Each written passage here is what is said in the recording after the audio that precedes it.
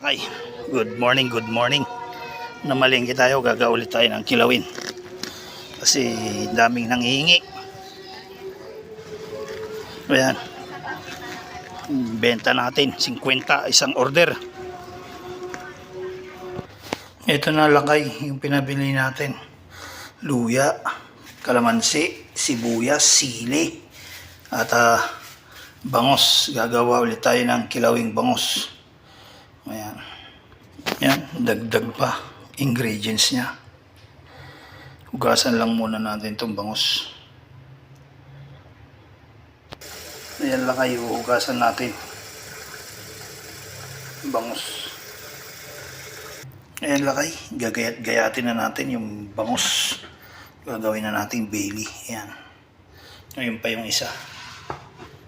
Ayan. Ito na lakay. Nagayat-gayat na ang ating kilawin bangos. Lalagyan natin ng suka. Ayan lakay. Ibabad natin sa suka para maluto siya ng suka.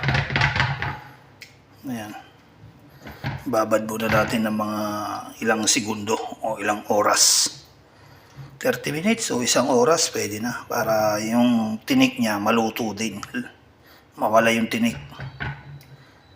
Ayan. Ayan, nakababad na yun sa suka. Malinis yung kamay ko Nugasan ko na yan. Ayan, itabi lang muna natin. Habang binababad natin, hiwa tayo ng sibuyas at saka luya. Ang hirap kasi pag walang taga-video. Hiwain na lang natin. Pag naiwa, tsaka natin papakita. Ayan na kayo, nabalatan na. Ito lahat ng ingredients. Yung luya, hindi ko nilagay. Ito yun. Ayan.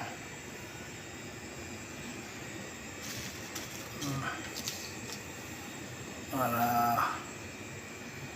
naka-ready na.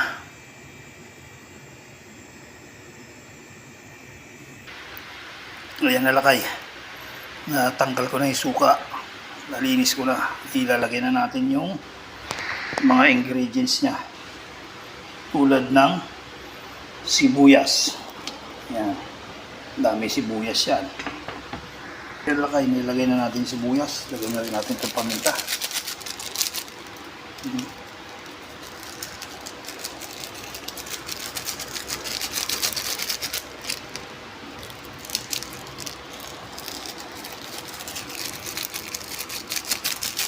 Para saka na lang natin haluin maya-maya.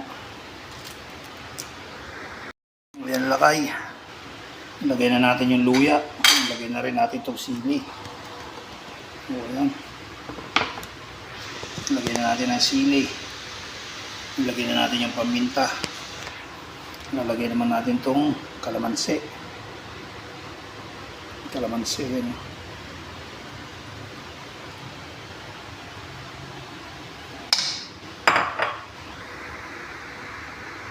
Ayan lang, haluin na natin.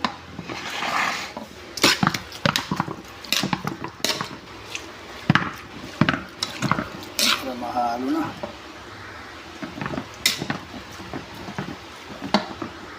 Ito na lakay ang finished product natin ng kilawing bangos. Ayan na.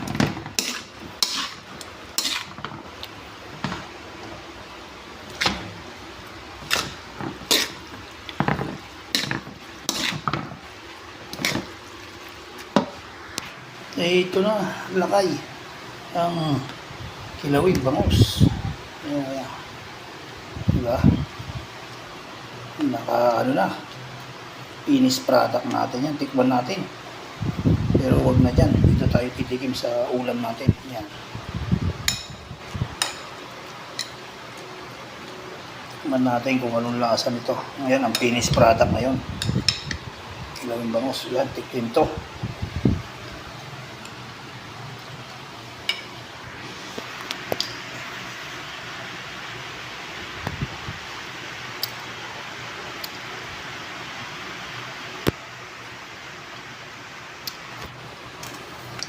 Takpan na natin yan. Pauulin natin ito bukas.